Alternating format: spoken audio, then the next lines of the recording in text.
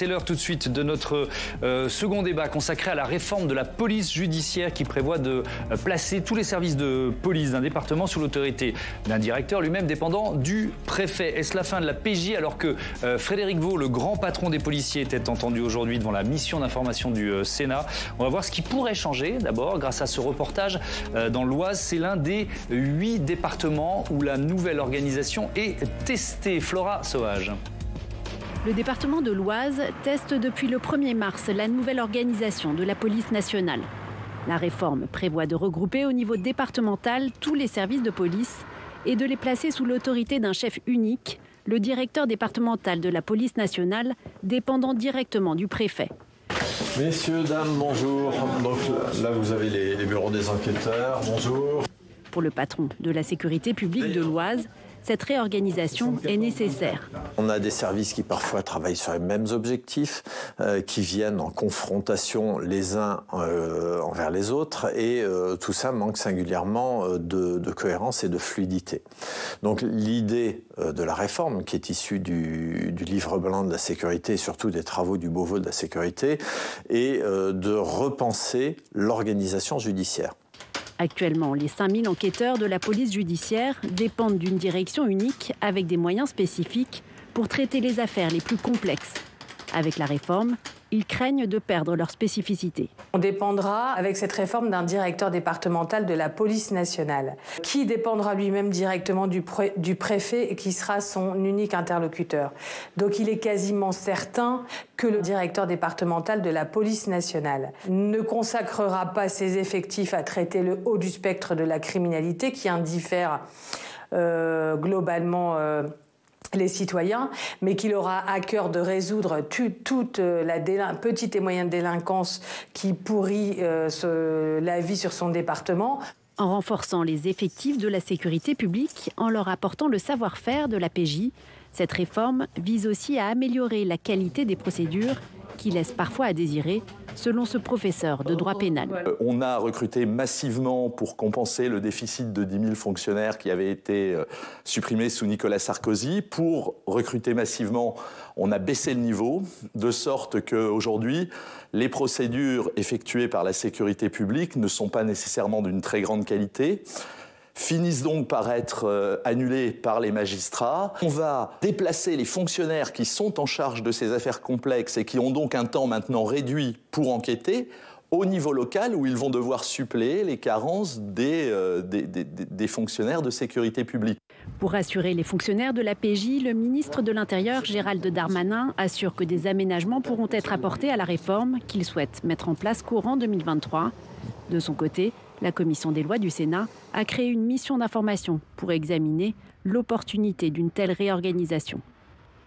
Je vous présente tout de suite mes invités pour débattre autour de cette réforme de la police judiciaire. Camille Chaise, bonsoir, bienvenue. Bonsoir. Vous êtes porte-parole du ministère de l'Intérieur et des Outre-mer. David Lebarth, bonsoir, bienvenue. Bonsoir. Secrétaire général du syndicat des commissaires de la police nationale UNSA. Frédéric Ploquin, bonsoir et bienvenue. Bonsoir. Grand reporter indépendant spécialisé dans les milieux de la police, banditisme et du renseignement et auteur de C'était la PJ, le temps béni des flics, livre publié aux éditions Fayard. Avec nous également en duplex, en visioconférence, Kim Reflet, qui est présidente du syndicat de la magistrature. Bonsoir à vous. Et Mathieu Croissando, évidemment, est resté à mes côtés. Peut-être un premier retour d'expérience avec vous, Camille Chaise, sur ces tests dans 8 départements. Qu'est-ce qui en revient ?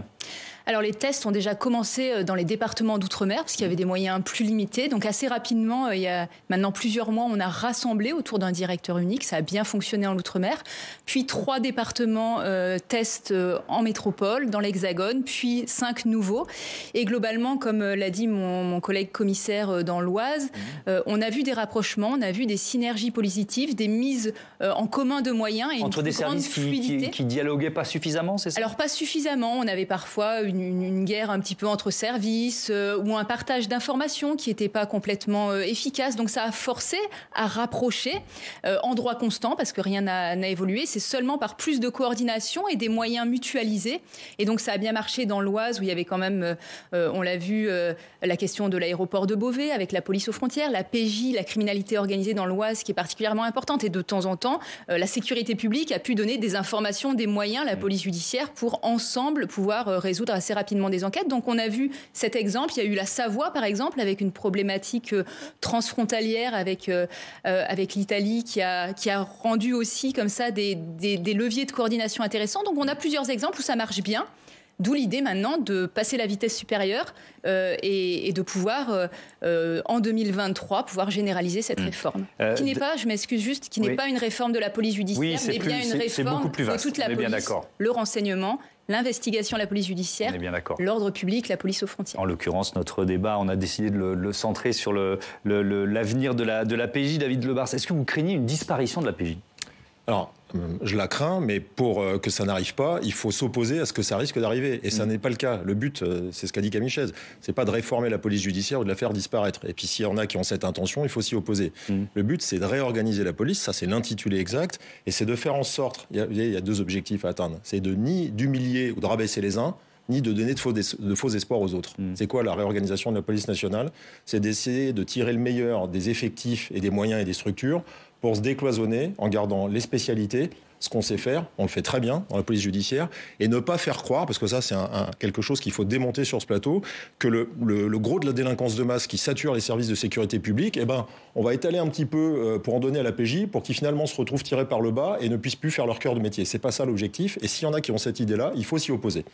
Donc ça veut dire qu'aujourd'hui, tel que vous la voyez apparaître, vous êtes quoi ? En attente ? Opposé à la réforme, pas forcément opposé, c'est quoi ? Non, mais je vais vous répondre très clairement. Moi, je représente les commissaires de police. Il faut assumer les positions. Puis j'en ai écrites certaines. Moi, je suis très favorable à réfléchir à ce qui est une réforme par filière. Déjà, j'avais dit au ministre au congrès du syndicat des commissaires, il y a une erreur sémantique, c'était de parler de la réforme des départements, la réforme des DDPN.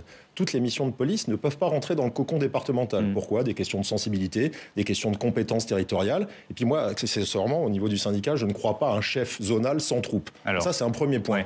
Et le deuxième point, c'est très important, c'est que cette réforme-là, elle doit être dans l'intérêt du citoyen, et c'est de savoir quoi faire. C'est pourquoi faire la réforme. C'est pour lutter contre la haute criminalité, c'est pour donner des meilleures réponses aux citoyens, et c'est la doctrine qui va permettre d'appliquer les bons organigrammes et de construire la bonne police de demain. Donc c'est une réflexion de fond. Alors, on va écouter maintenant Frédéric Ploquin là-dessus. J'en tiens à départementalisation, on va évidemment y revenir en détail. Et puis, effectivement, de quel crime et de quel délit la police judiciaire va s'occuper ? C'est une vraie question centrale. Les policiers, les commissaires que vous croisés en ce moment, ils sont dans quel état d'esprit avec cette réforme ? Est-ce qu'ils ont peur ? Est-ce qu'ils sont bien mal informés ? C'est quoi votre retour ? C'est une bonne question. C'est vrai qu'en dehors de toutes les questions de réforme, de structure, moi je m'intéresse beaucoup à l'humain et j'écoute beaucoup les policiers. Et quand on les écoute en termes de police judiciaire, bon d'abord c'est une maison très ancienne, la police judiciaire, qui a plus de 100 ans, parce qu'elle remonte à 1905. C'est une maison qui a une culture, qui a ses légendes, qui a ses bonnes, belles et noires légendes aussi. C'est une maison qui a eu ses héros. C'est une maison qui...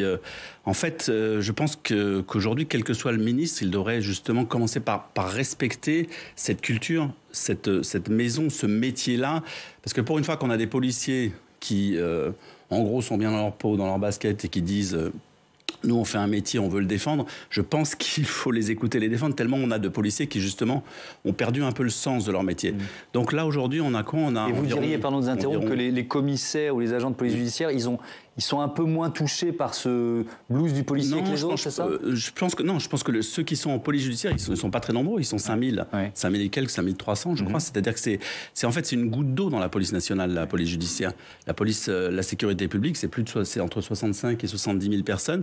Là, on a 5500 personnes qui sont accrochées à leur histoire et qui, depuis au moins 20 ans, c'est pas nouveau d'aujourd'hui, me disent régulièrement, mais on va disparaître, on va nous avaler, à chaque fois qu'il y a des réformes. Je me souviens qu'en 1998, c'était un ministre de gauche, Chevènement, qui avait réformé la préfecture de police de Paris, et il avait supprimé les commissariats de police qui étaient des commissariats de police judiciaire à Paris. Et il avait fondu ces commissariats de police dans la sécurité publique. Exactement quelque chose d'assez similaire à ce qui pourrait se faire au niveau national aujourd'hui. Et à l'époque, toutes les policiers de police judiciaire étaient vent debout et on dit en gros, voilà, Jean-Pierre Chevènement, Philippe Massonnis, c'était le préfet de l'époque, sont les fossoyeurs de la police judiciaire. Donc cette impression qu'ils ont en police judiciaire de disparaître, de mourir bientôt, en fait, elle dure depuis très longtemps. Donc ce sont des écorchés vifs, ce sont des gens qui sont... et puis qui défendent vraiment leur boutique. Donc aujourd'hui, effectivement, quand vous les voyez, on a l'impression que à chaque fois qu'on leur parle, leur monde s'écroule, leur monde va s'écrouler. Et après, bon, ça c'est sur le plan humain. Après, ils ont des arguments. C'est vrai que du point de vue politique, on a l'impression que ce qui compte le plus, c'est la petite et moyenne délinquance qui frappe le plus de citoyens. D'accord ? Donc le politique, place Beauvau ou ailleurs, ou dans les préfectures, se dit bon bah il faut traiter cette petite délinquance. Or eux, en police judiciaire, ils traitent plutôt, il faut le dire, le haut du spectre, c'est-à-dire la criminalité organisée.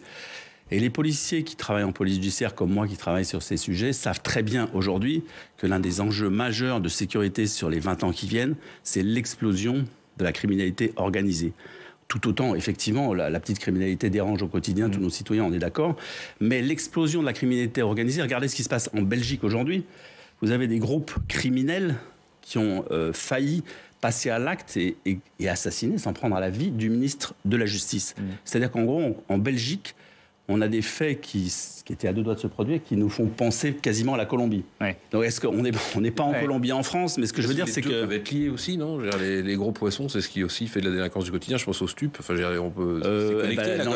les stupes, ça touche tous les spectres. Effectivement, si on veut lutter contre les stupéfiants, il faut aller du haut en bas. On est parfaitement d'accord. Mais ce que je veux dire, c'est que si on fond, c'est ça qu'ils nous disent aujourd'hui, les policiers de police judiciaire. Ils disent, faites attention.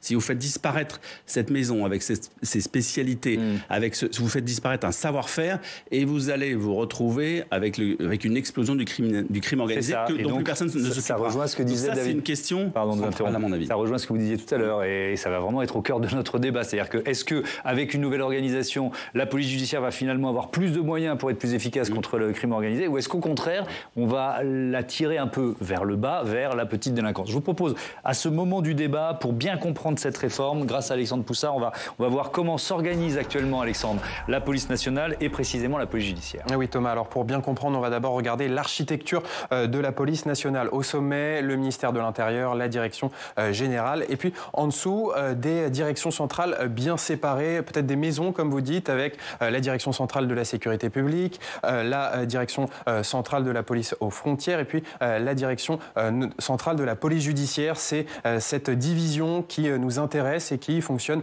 finalement comme un silo de manière assez indépendante. Dans cette direction de la police judiciaire, eh bien, au niveau national, il y a les services centraux qui gèrent les crimes graves, complexes, avec chaque service qui finalement est organisé en fonction du type d'affaires. Il y a le terrorisme, le crime organisé, la cybercriminalité, le trafic de stupéfiants.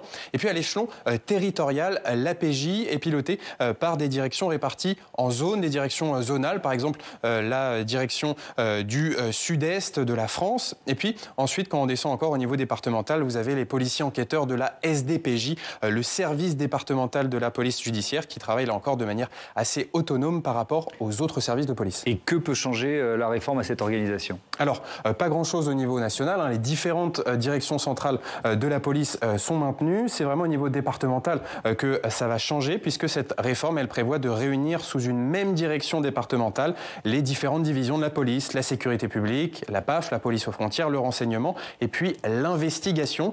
Cela veut dire concrètement que les enquêteurs de l'APJ devront rendre des comptes à ce futur directeur départemental de la police nationale qui sera en lien avec le préfet. Et c'est notamment ce point qui pose problème. Mais on le rappelle, pour bien comprendre, dans une enquête, l'agent de la police judiciaire reste bien sous l'autorité de la justice, c'est-à-dire soit le procureur, soit le juge d'instruction. Merci Alexandre. Et justement, je me tourne vers Kim Reflet à ce moment du débat. Le syndicat de la magistrature s'oppose à cette réforme de la police judiciaire. Est-ce que c'est parce que vous avez d'une certaine façon peur de perdre votre autorité sur les effectifs au bénéfice du préfet finalement ? Alors, on s'oppose pour plusieurs raisons effectivement à cette réforme. Principalement, on pense que la réforme de la police judiciaire va nous faire perdre en fait la disposition d'un service d'enquête, d'investigation très bien informé, un service d'investigation très spécifique dont on a besoin dont les juges d'instruction principalement ont besoin sur le haut du spectre de la criminalité, ce dont on a parlé. Et donc le fait de faire passer la police judiciaire sous le commandement unique du directeur départemental de la police nationale va en fait amener, selon nous, à une mutualisation des effectifs de police judiciaire avec ceux de la sécurité publique. Donc on nous explique que l'idée c'est pas du tout ça, c'est notamment de tirer les effectifs de sécurité publique vers le haut en faisant bénéficier à ces policiers de l'expertise des policiers de police judiciaire. Mais nous on pense que c'est le contraire qui va se passer. Il n'y a pas d'expérience de mutualisation d'effectifs de manière générale qui ne se termine pas par un appauvrissement généralisé des effectifs. Donc on a peur de ça. Les juges d'instruction craignent de ne plus pouvoir disposer comme ils le souhaitent de ces enquêteurs d'élite, de ces services d'enquête dont ils ont besoin pour mener leurs instructions.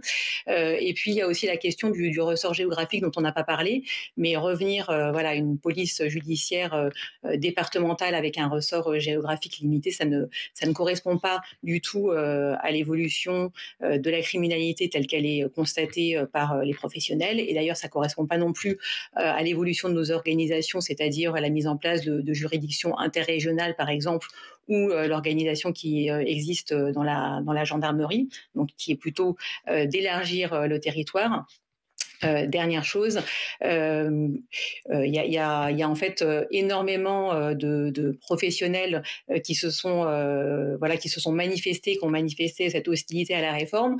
Ce qui est mis en avant, c'est une expérimentation positive, et en fait, on n'arrive pas à obtenir des éléments concrets, objectifs de cette expérimentation positive, si ce n'est que les professionnels sur place seraient contents. Mais nous, c'est pas du tout les retours que l'on a, les retours de terrain que l'on a. Il y a des procureurs qui nous disent que quand ils veulent saisir un service de police judiciaire, ils vont tomber sur un permanencier de la police aux frontières qui ne connaît pas l'investigation. Il y a des policiers de police judiciaire qui nous expliquent que ils vont être, on leur propose des formations en matière de maintien de l'ordre, où ils vont être sollicités, par exemple. Je vous interromps. On a bien compris que vous avez des retours de terrain sur les 8 départements en expérimentation qui ne sont pas forcément ceux que Camille Chaise nous donnait tout à l'heure. Je vais vous redonner la parole évidemment un peu plus tard, Kim Reflet.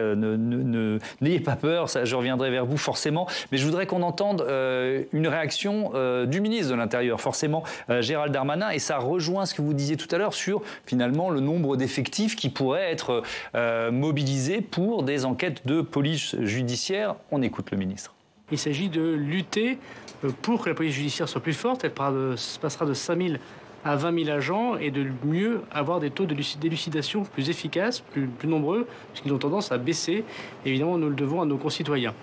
Alors, il y a 2 éléments dans ce que vient de dire Gérald Darmanin. Il y a les moyens en humains et puis le taux d'élucidation des crimes et délits. On y reviendra tout à l'heure. Camille Chaise, sur les moyens. Et là, on est vraiment au cœur de l'efficacité ou non de cette réforme. Quand on dit on va passer de 5 000 à 20 000 agents, comment ça va se mettre en place et comment avoir la certitude qu'effectivement, ils seront, utilisés pour les enquêtes les plus importantes? Alors, ce qu'il faut bien voir, c'est que pour le moment, ces enquêteurs, ils sont dispatchés dans différentes directions avec différents chefs. Là, l'idée, c'est vraiment de créer une filière, c'est-à-dire de la délinquance la plus générale sur les territoires à la délinquance la plus spécialisée, la criminalité la plus organisée, la plus spécifique, arriver à avoir des parcours de carrière pour les officiers de police judiciaire qui pourront, au fur et à mesure, monter en expertise, monter en expérience, pouvoir se spécialiser. Pour le moment, on a ces 5000 enquêteurs de la police judiciaire qui a une identité forte, qui est reconnue, qui est spécialisés, qui sont des très grands professionnels. Et l'idée, c'est qu'ils puissent aussi faire bénéficier de leur expérience des services de sécurité publique qui, parfois, ont d'autres compétences. Par exemple, si je reprends la situation dans l'Oise, le directeur départemental que j'avais au téléphone il y a quelques jours m'expliquait que récemment, ils ont résolu une affaire grâce à cette connexion entre la police judiciaire et les enquêteurs de la sûreté urbaine et de la BAC, parce qu'ils avaient des informations terrain et une connaissance terrain que la police judiciaire n'avait peut-être pas. Et en connectant les deux, l'expertise des enquêteurs et la connaissance des terrains, ça a permis de résoudre une enquête stupéfiants, armes, etc. Donc on voit bien que cette coordination, on pourrait le faire à droit constant, c'est ce que les expérimentations ont fait, mais c'est encore mieux d'avoir des textes qui l'encadrent et qui le rendent systématique. On doit ça à nos concitoyens pour que ce soit plus efficace. On a malgré tout des moyens limités, des moyens humains qui sont importants mais limités, des moyens financiers malgré tout limités. Il faut parfois mettre ça en commun pour résoudre plus rapidement certaines enquêtes. Ouais. Comment vous imaginez avoir la garantie qu'on passe de 5 à 20 000 ? D'abord, si vous me permettez, j'aimerais reprendre ce qu'a dit Kim Reflet, parce que c'est un des dangers de la réforme. Il n'y a pas des policiers d'élite et puis après des policiers bas de gamme. C'est pas Clémenceau contre Pinot simple flic. C'est très important de préserver le savoir-faire de la PJ. C'est très important de cibler comment on lutte contre le crime organisé. Et là, je peux rejoindre certaines inquiétudes de Kim Reflet, je vous en ai fait part. C'est la conception de l'échelon territorial. Je l'ai dit en préliminaire. Tout ne rentre pas à l'échelle départementale.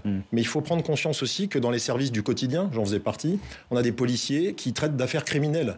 Et ce portefeuille global d'affaires, quand on a de l'investigation à la PAF, police aux frontières, en sécurité publique, à la PJ, et même ailleurs d'ailleurs, parce que les CRS font aussi du judiciaire sur le routier, quand on raisonne, on le fait ensemble, on se rassemble, on met un chef, on met le chef au bon niveau, mais chacun garde ses prérogatives et ses missions. Là, on commence à mieux comprendre l'intérêt. Mais ça veut dire que ça n'existe pas aujourd'hui ? C'est-à-dire que quand on dit attention, organisation en silo, c'est pas suffisamment systématique. Non, mais il faut en plus admettre qu'on est en silo et que parfois, il y a des silos qui fonctionnent mieux que d'autres en fonction des humains, mais il faut que ce soit les structures qui permettent de mieux fonctionner. Puis je vais vous dire, quand on raisonne 4 silos, 4 états-majors, si demain il y a un silo bien organisé, en préservant les missions, mais un seul état-major, on gagne aussi de la ressource pour faire de la vraie mission de police. Mathieu, posez une question idiote, mais pour le téléspectateur, quand vous dites que ça fonctionne en silo, c'est qu'on peut avoir 2 services qui travaillent sur la même enquête sans le savoir. C'est sûr. Qui se parlent pas assez, où l'échange d'informations n'est pas suffisamment fluide. Ça fait des années, moi ça fait 12 ans que je suis dans la police, je pense que ça fait 12 ans que j'entends cette rengaine, soit de la guerre des polices, soit un travail en silo, soit une information qui se passe pas assez rapidement, avec derrière des pertes de chance malheureusement pour les victimes. Donc c'est aussi ça, ce constat, on le partage tous, on a écrit des livres blancs, on a tous écrit beaucoup, et de manière très concertée d'ailleurs avec la société civile. Donc je pense qu'on a le constat. Je pense que l'objectif à atteindre, on n'est pas loin d'être tous d'accord ensemble dans la maison police. Reste la manière d'y arriver, c'est-à-dire la conduite du changement. Comment on mène cette transformation ? Parce qu'on sait que cette réforme se fera que si elle est acceptée. Si elle n'est pas acceptée, la réforme ne marchera pas. Donc charge maintenant au directeur de la police d'être à l'écoute, de réaliser les conditions qui vont faire que cette réforme sera acceptée et fonctionnera. Mais à condition, Frédéric Ploquin, parce que vous, les retours que vous avez des policiers que vous côtoyez, c'est aussi des plaintes contre le fait d'être trop souvent derrière son ordinateur et pas suffisamment sur le terrain. C'est une réalité. Ça, c'est une autre question qui est à l'étude depuis des mois, qui traîne et qui n'est pas résolue. C'est qu'effectivement, les policiers qui travaillent en police judiciaire se plaignent. En gros, ils préféreraient, comme leurs ancêtres, être plus souvent dans la rue, a priori, que derrière leur ordinateur. Or, bon, ils sont derrière leur ordinateur pour 2 raisons. D'abord parce qu'il y a des moyens maintenant technologiques d'enquête, effectivement, et d'investigation qu'il n'y avait pas autrefois. Et que donc, effectivement, il y a ça, c'est le côté positif. Parce qu'on suit des balises, on suit des choses comme ça, qui traversent les mers ou les frontières. Ça, c'est une chose. Mais de l'autre côté, effectivement, il y a une... Mais ça, c'est dit à tous les niveaux de la police. C'est pas seulement la police judiciaire. C'est à tous les niveaux de la judiciarisation des faits criminels, les fonctionnaires se plaignent d'avoir en gros 10 papiers à faire avant d'appeler le juge, quoi. C'est-à-dire 10, 20. Quand je dis 10, c'est plutôt 20 ou 50. Et effectivement, je pense que cette histoire de simplification administrative, elle est cruciale aujourd'hui, quelles que soient les réformes qui seront menées.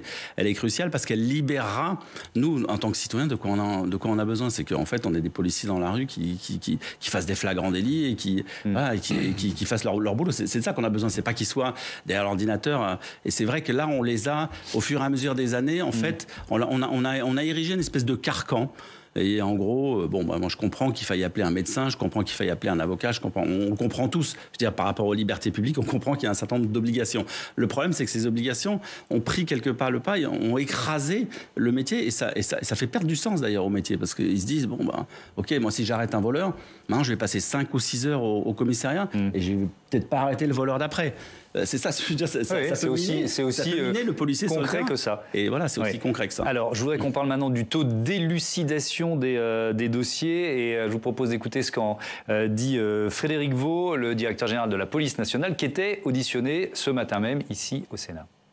Cette réforme est particulièrement nécessaire pour la filière police judiciaire confrontée à de grandes difficultés.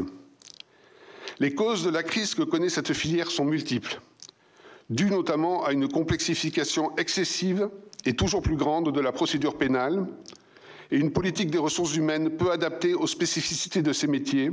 Un certain nombre de ces facteurs a contribué à ce que la filière investigation de la police nationale soit malheureusement moins efficace qu'elle n'a pu l'être dans le passé. Sur la période de 2010-2019, les taux d'élucidation ont baissé de manière constante et significative, quel que soit l'agrégat concerné, atteinte aux biens, atteinte aux personnes ou délinquance économique et financière. David Lebars, comment il s'explique ce chiffre, cette baisse du taux d'élucidation ?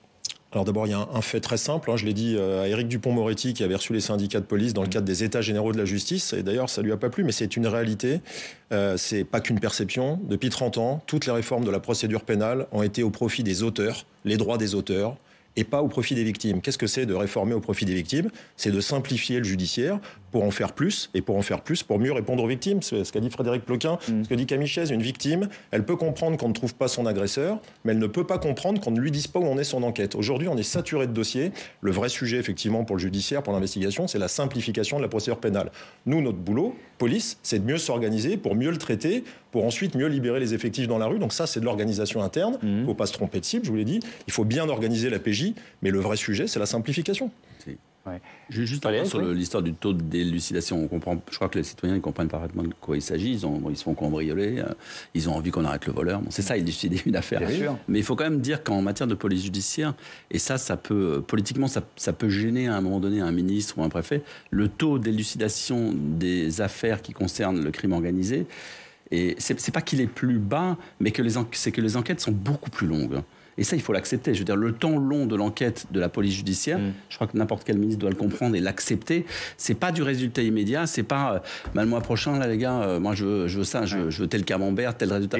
Et en creux, c'est l'une des critiques qui est faite à cette réforme. C'est-à-dire, est-ce qu'on ne va pas utiliser ses forces pour faire du chiffre et être meilleur sur la petite délinquance ? L'envie de résultat politique immédiat. J'entends ça. Et le fait que le travail en police judiciaire, je veux dire, on dit, oui, alors il deal en bas de chez moi, mais alors on répond aux citoyens, bah oui, mais vous savez, pour arrêter l'équipe qui deal en bas de chez vous, on peut effectivement arrêter sur le champ, faire un bâton et arrêter, juste, je termine là-dessus, arrêter le guetteur. Mais si on veut démanteler l'équipe, laissez-nous 6 mois. Alors, et là, les gens disent, attendez, 6 mois, et si pendant 6 mois, c'est cette incompréhension. Je vais vous donner la parole tout de suite, je vous le promets, Camille Chaise, mais ça va exactement dans le sens de ce que décrit à l'instant Frédéric Ploquin. C'est le témoignage d'une commissaire divisionnaire de la police judiciaire de Montpellier, très inquiète pour justement la lutte contre la criminalité organisée. On l'écoute. Je suis très inquiète pour la société française qu'on va laisser à nos enfants. Je vous promets que à très court terme, si on ne travaille plus sur la criminalité organisée, la France sera complètement gangrénée par une mafia, par le narco-banditisme. Nous luttons quotidiennement, la PJ, contre le narco-banditisme. Et si on ne travaille plus à 100%, la France sera gangrénée. Camille Chaise, qu'est-ce que vous pouvez lui répondre à cette commissaire? Son prénom, c'est Nathalie, qui craint de perdre en efficacité contre les gros trafics. Déjà, ce qu'il faut bien voir, c'est qu'on ne va pas muter d'office des enquêteurs de la PJ dans d'autres secteurs. Les offices centraux qui ont une grande expertise vont perdurer en l'état. Donc voilà, on ne va pas changer tout ça. Et justement, la question des stupéfiants est pour moi très intéressante et un exemple de ce qu'on a réussi. La réforme sur les stupéfiants en France, elle a réussi déjà parce qu'il y a une commissaire à la tête qui est exceptionnelle et extrêmement dynamique, mais elle a réussi, cette femme commissaire, à vraiment, du haut vers le bas, irriguer toute la police sur cette question des stupéfiants. C'est-à-dire que à l'office de la police judiciaire, on peut discuter avec les homologues américains de la DEA, à l'international, on est rassemblés, même en interministériel, autour de cet OFAST, cet office anti-stupéfiant, qui fonctionne extrêmement bien. Et en même temps, cet OFAST, du haut de l'office, arrive à avoir des liens directs avec les territoires. On a réussi à cartographier les points de deal, à avoir des réunions au niveau départemental, régional sur les questions de stupéfiants en rassemblant les acteurs. Justement, sur les stupéfiants, c'est par essence qui fonctionne bien depuis quelques mois et on peut tout à fait l'imaginer dans plein d'autres domaines de la criminalité organisée, on peut, du bas jusqu'au plafond, avoir une réelle chaîne et des réels liens entre tous les enquêteurs, actuellement en sécurité publique, en police aux frontières ou en police judiciaire, et demain dans cette filière police judiciaire investigation qui sera créée. Alors, il y a un autre témoignage que je voudrais vous proposer maintenant. Il nous reste une douzaine de minutes. On va vraiment parler maintenant de ce que vous avez évoqué les uns et les autres, mais rapidement, cette départementalisation de la police en général et de la police judiciaire en particulier. On va écouter le témoignage de François Molins. Comme procureur général, il a eu autorité sur la police judiciaire pendant 40 ans, et c'est donc de quoi il parle, et il s'oppose, lui, à la réforme. On l'écoute. Cette réforme, elle suscite, à mon avis, à raison, beaucoup d'inquiétudes parce qu'elle est porteur d'un certain nombre de dangers. Le premier, effectivement, c'est de détruire quelque chose qui fonctionne. Parce qu'aujourd'hui, on manque d'OPJ, il n'y a plus de qualité dans les procédures des commissariats. Les seuls services qui sont arrivés à garder la qualité dans les enquêtes, c'est la PJ. Le second risque, c'est que effectivement, on peut s'interroger sur un département. La criminalité, elle a beaucoup évolué.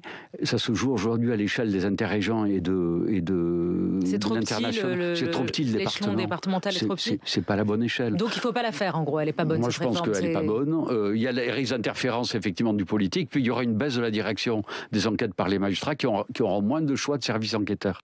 Bon, alors il y a plusieurs critiques, il y en a une dont on a déjà parlé, donc il y a l'ingérence politique, on va y venir dans ce débat, mais sur cette échelle départementale de la nouvelle organisation qui me reflète, donc vous l'avez un peu évoqué rapidement tout à l'heure, je voudrais savoir pourquoi ça suscite vos critiques en tant que magistrat.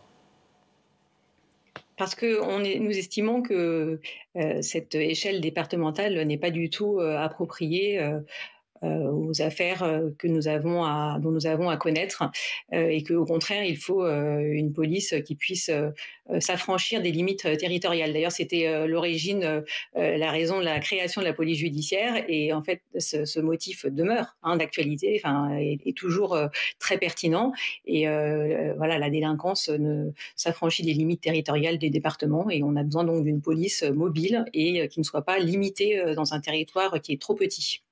David Lebars, votre avis en détail sur la départementalisation? En détail, je vous l'ai dit dans d'autres termes. Il y a des services de police qui ont besoin d'être installés dans d'autres échelles départementales par rapport à la criminalité qui n'est pas enfermée dans le département. Ça, là-dessus, on est tous d'accord. Ouais. Sur l'aspect politique, moi, je suis un petit peu plus... Non, on y viendra après. Je vous redonnerai la parole là-dessus. Mais sur le département, c'est-à-dire qu'aujourd'hui, très clairement, les enquêtes principales il y a beaucoup d'enquêtes de la police judiciaire qui vont bien au-delà d'un département. Mais bien sûr. Voilà. Et de plus en plus, est-ce que vous diriez ça? Alors, de plus en plus, et en même temps, de plus en plus local aussi. Il y a les deux. Un point de deal local qui fait 15 000 € jour, il a au-dessus de lui un énorme importateur qui alimente, et vous voyez, c'est ce qu'on a dit tout à l'heure, celui qui vend au jour le jour et qui pourrit la vie des habitants, il est alimenté par un trafiquant qui fait de l'importation. Donc c'est beaucoup plus nuancé que ça, c'est très compliqué. Puis il y a des nouvelles formes de délinquance. De toute façon, je crois qu'on partage un point, tout ne rentre pas à l'échelle du département. Je vous dis, je l'avais dit au ministre, c'est une erreur sémantique, et c'est une erreur d'imaginer qu'on va la faire rentrer comme ça, parce qu'il y a des services qui ont de la transversalité. Je rappelle que les magistrats aussi ont le choix de choisir des services en fonction de leurs besoins et en fonction des nécessités de l'enquête, y compris de la confidentialité. Alors pour l'émission, je vais vous donner la parole juste après, mais j'ai cherché quel était le département français qui avait le plus de départements limitrophes. Et donc c'est la Seine-et-Marne. Il y a 10 départements limitrophes, de l'Aube à Lyon, en passant par l'Essonne ou la Seine-Saint-Denis. Je ne peux pas croire qu'en Seine-et-Marne, on va s'arrêter à la frontière de la Seine-Saint-Denis ou de Lyon. Donc j'aimerais comprendre... C'est déjà le cas aujourd'hui, on travaille avec tous nos collègues des départements. C'est là où on connaît le mieux son bassin de délinquance, en fait. C'est là où, autour du préfet, on discute des situations de délinquance, mais des bassins de délinquance. est-ce que vous n'êtes pas en train de créer de nouveaux silos départementaux pour remplacer les silos? Après, on a plein de services. Par exemple, si on prend la question des transports en commun en Ile-de-France, il y a des services départementaux, mais qui travaillent ensemble, parce que par définition, le RER passe d'un département à l'autre. Donc c'est des choses dont qu'on a l'habitude de le faire, plutôt effectivement en sécurité publique actuellement, un petit peu moins en police judiciaire, mais c'est quelque chose qui est faisable, qui fonctionne bien. De toute manière, cet ancrage territorial, il est aussi important pour nous parce qu'on a besoin de déconcentrer les prises de décision, on a besoin que ce soit le terrain qui dirige les besoins, on a besoin que les chefs de la police soient au plus près du terrain. C'est ce qu'on réclame depuis des décennies. Que n'a-t-on entendu des gardiens de la paix, des officiers de police demander cette proximité des chefs de la police avec le terrain? Là, on ramène le chef chef de la police dans le département, au plus près des effectifs. Et nous, ça nous semble être aussi important en termes managériels de rapprocher ainsi, de déconcentrer les prises de décision. C'est pas Paris qui décidera, ça sera le terrain. Et si le terrain a besoin des compétences du département à côté, de la région, de la zone, de l'office, il pourra l'activer. Mais il faudra le demander, ce sera peut-être un peu plus long. Pas nécessairement, les contacts ils vont être établis et aussi par bassin et par thématique. Je vous dis, sur les transports en commun, par exemple, ça marche très bien. Il faudra le faire selon les types de délinquance, selon les frontières qui existent. Alors, on va parler du risque d'ingérence politique. Et pour commencer, Mathieu, on va faire un focus sur celui qui est tout en haut de la hiérarchie, c'est-à-dire le ministre de l'Intérieur, Gérald Darmanin. Un nouveau texte polémique pour Gérald Darmanin, à croire qu'il les aime, à croire qu'il les recherche, selon le vieil adage selon lequel il n'y a pas de mauvaise publicité, il n'y a que de la publicité. Le ministre de l'Intérieur, depuis sa nomination à la place Beauvau, a beaucoup fait parler de lui. Alors il faut reconnaître que de la sécurité globale, en passant par le projet de loi séparatisme, le Beauvau de la sécurité, les bavures policières et même parfois la reprise hâtive de faits divers, Gérald Darmanin occupe le terrain, à l'image de celui qui fut son mentor et qui occupa lui aussi le ministère de l'Intérieur et même s'en servit de tremplin, Nicolas Sarkozy. De Nicolas Sarkozy, il a hérité du goût de la formule qui choque. Vous vous souvenez de quand j'entends le mot violence policière, personnellement je m'étouffe, ou je trouve Madame Le Pen un peu branlante, un peu molle, même si elle fait polémique, tant que le débat tourne autour de lui. Et comme Nicolas Sarkozy, il a parfois tendance à pousser le bouchon un petit peu loin. Calmez-vous madame, ça va bien se passer. Vous vous souvenez de cette petite phrase qu'il avait lancée à une journaliste. De l'ancien président, il a aussi retenu une leçon, laver plus bleu que bleu. Autrement dit, coller aux intérêts des policiers qu'il défend contre vents et marées, y compris quand certains d'entre eux clamèrent que le principal problème de la police c'était la justice. Fidélité aux hommes aussi, parfois coûte que coûte, comme l'a montré son soutien appuyé et répété au très controversé préfet Didier Lallement. Alors, est-ce qu'on est plus dans la com, des mots, ou est-ce qu'il y a des moyens, effectivement ? Le ministre bénéficie plutôt d'une bonne fenêtre de tir, parce que depuis son élection en 2017, Emmanuel Macron a réinvesti dans la police, que ce soit dans les hommes ou dans le matériel.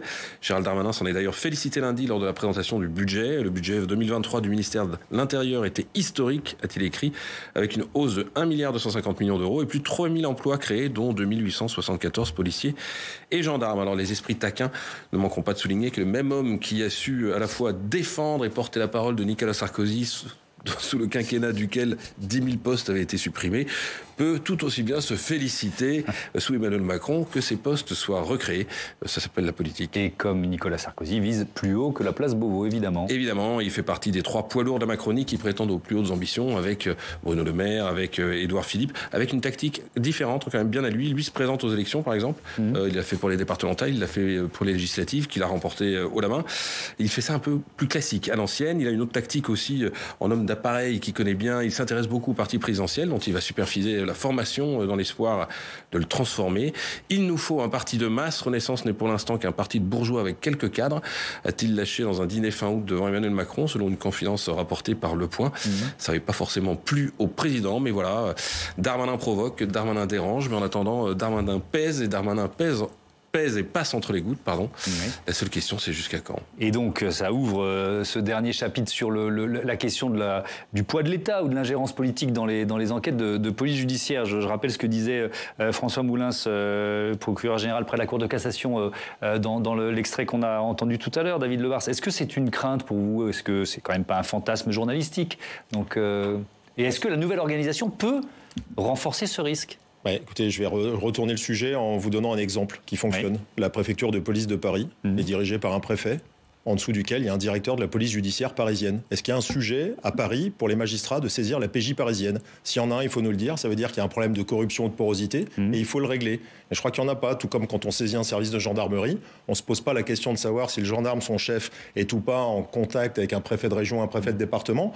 Je trouve ce plutôt vilain procès de le faire à la police. Donc vous dites que ce n'est pas parce qu'il y a un préfet au niveau départemental, finalement au sommet de la hiérarchie, qu'il y aura plus de pression politique. Mais parce qu'il y a des lois et que les policiers sont respectueux des lois. Et les lois sont très bien faites sur le secret de l'enquête. Le code de procédure pénale est parfaitement clair. Et si elles sont enfreintes, il faut punir. Et ça, c'est je dirais, la minorité. Et il y a même la Constitution, le principe intangible de séparation de l'autorité judiciaire et de l'État. Et moi, je veux défendre les préfets de département qui ont bien d'autres chats à fouetter, la politique de la ville, la relance, l'ordre public, et qui n'ont pas du tout l'intention de s'ingérer dans les affaires judiciaires. Pas sûr que Kim Reflet soit aussi optimiste que vous. Qu'est-ce que vous en pensez ?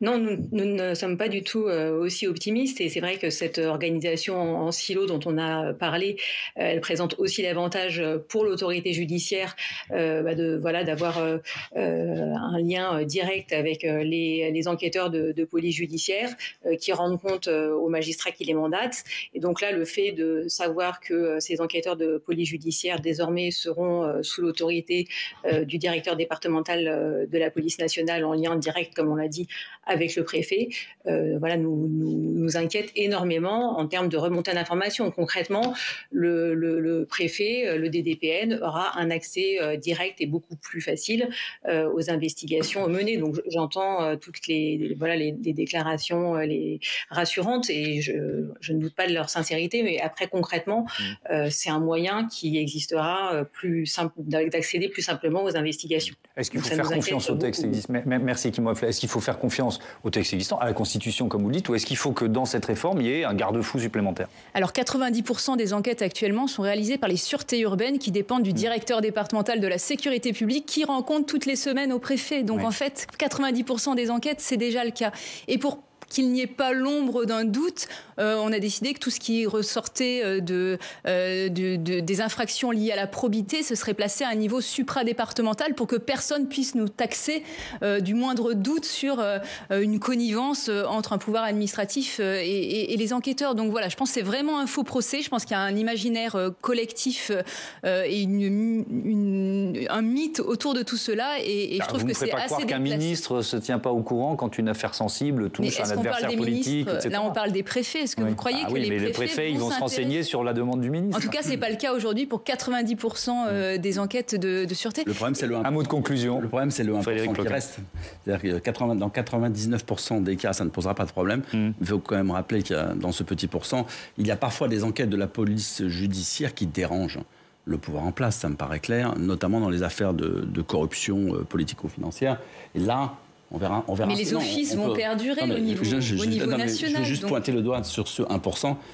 Il y a des affaires qui peuvent déranger un ministre de l'Intérieur directement, pourquoi pas, un président de la République, etc. J'imagine que c'est déjà le cas aujourd'hui. Non, justement. Et ce sont ces affaires-là qui apparemment inquiètent les magistrats aujourd'hui. Je pense aussi qu'il ne faut pas présenter la police judiciaire comme une police récalcitrante à la réforme. Elle a réussi par le passé à se transformer, à se moderniser, à passer dans le cyber. Là, on va mener ensemble et le directeur de la police est vraiment à l'écoute et fait un travail de conviction et mouille la chemise finalement pour réformer tout cela. Il faut aussi que la police judiciaire prenne les opportunités de transformation et parvienne à se moderniser et en fasse bénéficier toute la police. Les uns et les autres. Merci beaucoup d'avoir participé à ce débat. Frédéric Ploquin, je rappelle le titre de votre livre, C'était la PJ, le temps béni des flics, publié aux éditions Fayard. Voilà, je vous donne rendez-vous demain, 18h, 22h, pour un nouveau numéro de Sens Public. Et puis, ne ratez pas demain matin, bonjour chez vous, Oriane Mancini reçoit